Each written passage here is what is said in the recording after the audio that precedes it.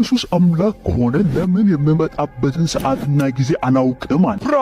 ብራቮ አብዱል፣ ዛሬ ጥሩ ጥያቄ ጠይቀሃል። መልሱ ግን በጣም ቀላል ነው። ላስረዳህ፣ በደንብ ስማኝ። በመጽሐፍ ቅዱስ ውስጥ ኢየሱስ ብዙ ቦታዎች ላይ ሁሉን አዋቂ መሆኑ ተገልጿል። አቦራን ጠየቅኩን አታውራ።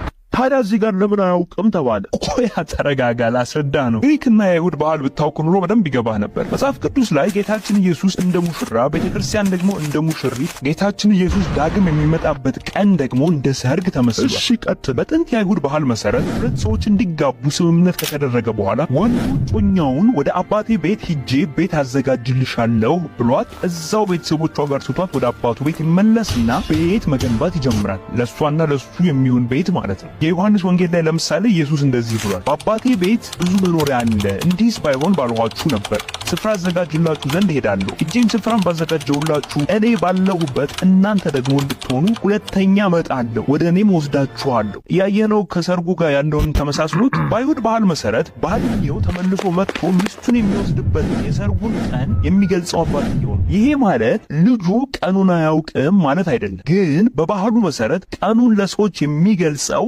አባትየው ነው። ቤቱን ሂደህ ሰርግህ መቼ ነው ብትለው ይህንን የሚገልጸው አባቴ ነው ይልሃል። ይሄ ባህላቸው ነው። የሰርጉ ቀንን አባትየው ሲገልጽም ግን ለሚስትየዋ አይነገራትም። ባሏ ድንገት ነው የሚመጣው። እሷ ሁሌም ባሏን ተዘጋጅታ መጠበቅ አለባት። ይህን ሐሳብ የበለጠ እንዲገባህ አንድ ተጨማሪ ነገር ልንገርህ። በዚህ ክፍል ላይ ማወቅ ተብሎ የተተረጎመው የግሪክ ቃል ኦይደን የሚል ሲሆን እንደ አገባቡ አንድን ነገር ማሳወቅ፣ መግለጽ፣ ዲክሌር ማድረግ የሚል ሐሳብ ሊይዝ ይችላል። ለምሳሌ አንደኛ ቆሮንቶስ 2:2 ብትመለከት ጳውሎስ እንደዚህ ይላል፣ በመካከላችሁ ሳለው ከኢየሱስ በቀር እርሱም እንደተሰቀለ ሌላ ነገር እንዳላውቅ ቆርጬ ነበር።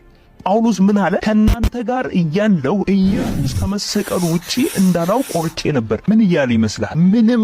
ምንም ነገር አላውቅም፣ ስሜን እንኳን አላውቅም እያለ ይመስልሃል? አይ እንደሱስ ማለት አይሆንም። አብዱል ዛሬ ሰዓት ሆነሃል። እዚህ ጋር ጳውሎስ እያለ ያለው ወደ እናንተ የመጣው ጊዜ ስለ ኢየሱስ መስቀል ብቻ፣ ከዚህ ነገር ውጪ ሌላ ነገር ላላሳውቃችሁ ወስኜ ነበረ ነው እንጂ መቼም ስሜን እንኳን አላውቅም እያለ አይደለም። ስለዚህ ኢየሱስ እያለ ያለው ይሄንን ነገር ይሄ ነገር የተባለው ምንድነው? ባልየው ቤቱን ሰርቶ ከጨረሰ በኋላ ለሚስትየዋ ቀኑ ሳይነገራት ድንገት ባሏን እንደሚመጣው ልክ እንደዚሁ ሁሉ ጌታችን ኢየሱስ ዳግመኛ የሚመጣበት ጊዜ ማለት የሰርጉን ምሳሌ ተጠቅሞ እኔ ይሄንን ነገር አልነግራችሁም፣ እናንተ ተዘጋጅታችሁ ጠብቁ ነው። ለዛም ነው ኢየሱስ ልክ ይሄንን ከጨረሰ በኋላ ለምሳሌ ማቴዎስ 5ን ቀጥለህ ብታነበው ድንገት ሳያስቡት ባልየው ስለመጣባቸው 10ቱ ቆነጃጅት ምሳሌ ይናገራል። ስጠቀልል በዚህ ክፍል ላይ ኢየሱስ ስለ አእምሮ ዕውቀት አይደለም እየተናገረ ያለ። እንዳሳየው የግሪኩ ቃል መንገር፣ ማሳወቅ የሚልን ሐሳብ ይይዛል። ኢየሱስ እያለ ያለው ስለምንድነው? ከላይ ጀምሮ